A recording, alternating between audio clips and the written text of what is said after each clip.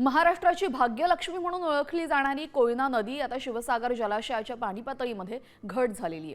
तीव्र उष्णतेमुळे नदीचं पात्र मोठ्या प्रमाणात कोरडं पडलेलं असून जलाशयाच्या तळाला दिसणारे जुने मंदिर दिसू लागलेले आहेत। सध्या या कोयना धरणामध्ये फक्त 25% एवढाच पाणीसाठा शिल्लक आहे।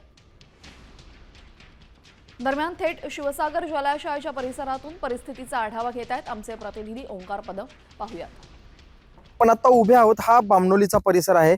बामणोलीच्या परिसरामध्ये आपण शिवसागर जलाशयाच्या इथं उभे आहोत। कोयनेचं हे बॅकवॉटर आहे आणि आपण पाहतोय की हा शिवसागर जलाशयाचा परिसर आता पूर्णपणे अक्षरशः उघडा पडल्याचं पाहायला मिळतं। या परिसरामध्ये असणारी जी जुनी प्राचीन मंदिरं आहेत, जी बाजारपेठा होत्या, अशा काही भाग सुद्धा आता या धरणांच्या पाणी पातळी खाली गेल्यामुळं वर आलेले आपल्याला पाहायला मिळत आहेत। 105 टीएमसीचं हे कोयना धरण आहे आणि त्यापैकी आता 25% साठा हा धरणामध्ये आता शिल्लक आहे। आपण पाहतोय की ह्या बाजूला लागलेल्या बोटी व्यावसायिक सुद्धा आता चिंतेत आहेत, कारण या बोटी पाण्यात काही जाऊ शकत नाहीत पाण्याची पातळी उतरल्यामुळं।